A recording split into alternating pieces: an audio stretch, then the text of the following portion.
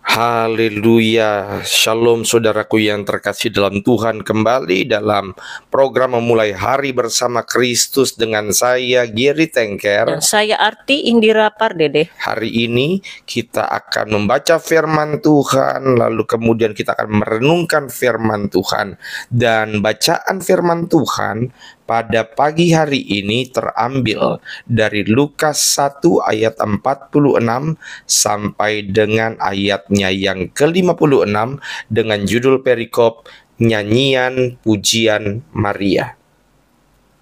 Lalu kata Maria, "Jiwaku memuliakan Tuhan, dan hatiku bergembira karena Allah, Juru Selamatku. Sebab Ia telah memperhatikan kerendahan hamba-Nya.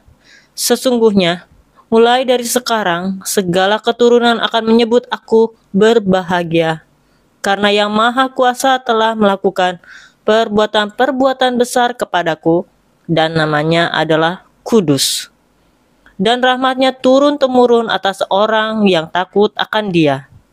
Ia memperlihatkan kuasa-Nya dengan perbuatan tangan-Nya, dan mencerai-beraikan orang-orang yang congkak hatinya. Ia menurunkan orang-orang yang berkuasa dari tahtanya, dan meninggikan orang-orang yang rendah. Ia melimpahkan segala yang baik kepada orang yang lapar, dan menyuruh orang yang kaya pergi dengan tangan hampa.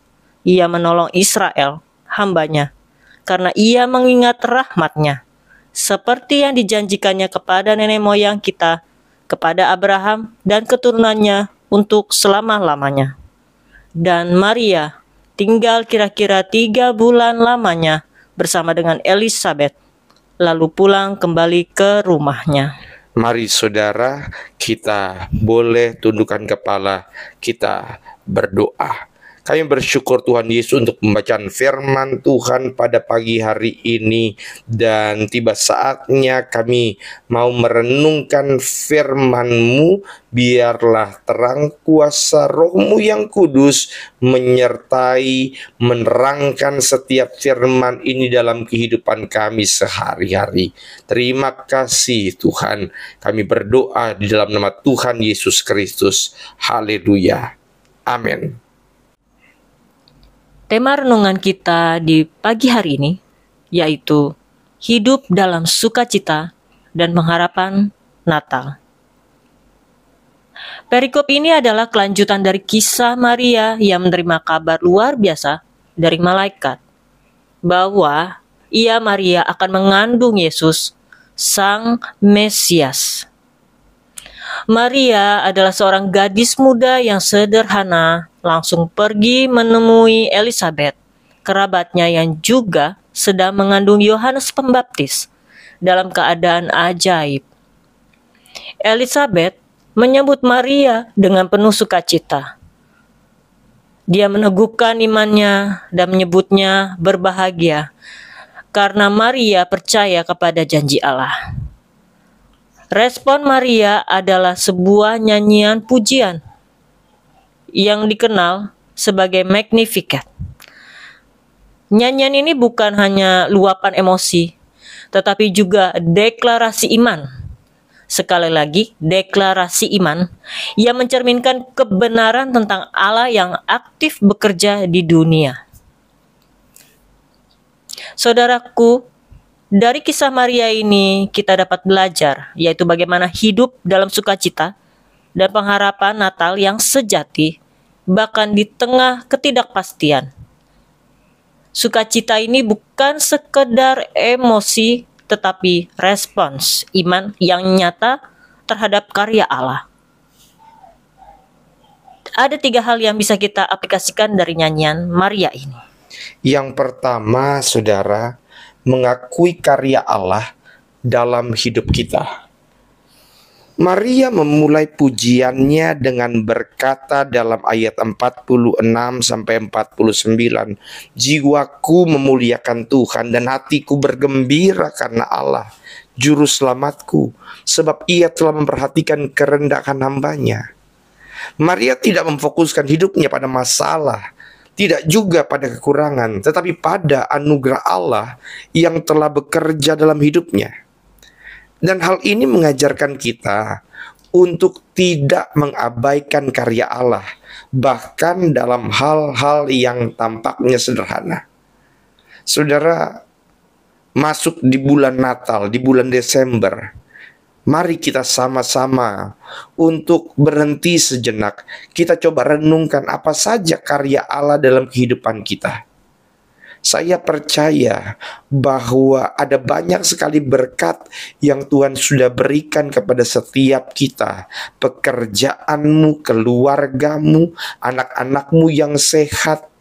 Saudara, ada banyak sekali hal yang patut kita syukuri. Itu sebabnya jadikanlah pujian sebagai respons utama kita. Karena sesungguhnya tidak ada hal yang bisa kita balas kepada Tuhan atas segala kebaikannya selain pujian, penyembahan, dan hidup kita seluruhnya untuk Tuhan.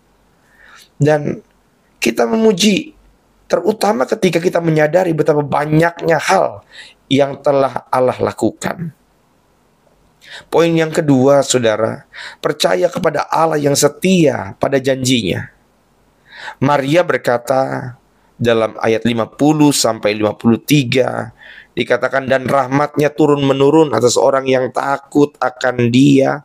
Ia memperlihatkan kuasanya dengan perbuatan tangannya. Kalau kita telisik lagi kata-kata ini, maka sesungguhnya ini mengingatkan kita bahwa Allah setia pada janjinya dan kuasanya nyata untuk menolong umatnya. Itu sebabnya kita bersyukur di tengah setiap gelombang kehidupan ini. Kita bersyukur kita punya Allah yang setia, yang tidak akan pernah meninggalkan sekalipun perbuatan tangannya.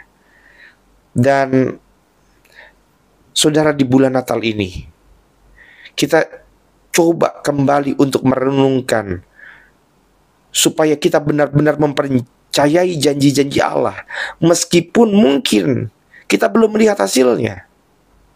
Dan Natal adalah bukti bahwa Allah selalu menepati firman-Nya. Dimanapun saudara berada, mari sama-sama katakan, Allah selalu menepati firman-Nya. Mari kita jadikan Natal sebagai momen untuk mempercayai Allah lebih dalam lagi, lebih intim lagi, dan berbagi kesaksian tentang kebaikan-Nya kepada orang lain yang membutuhkan pengharapan tanpa engkau sadari.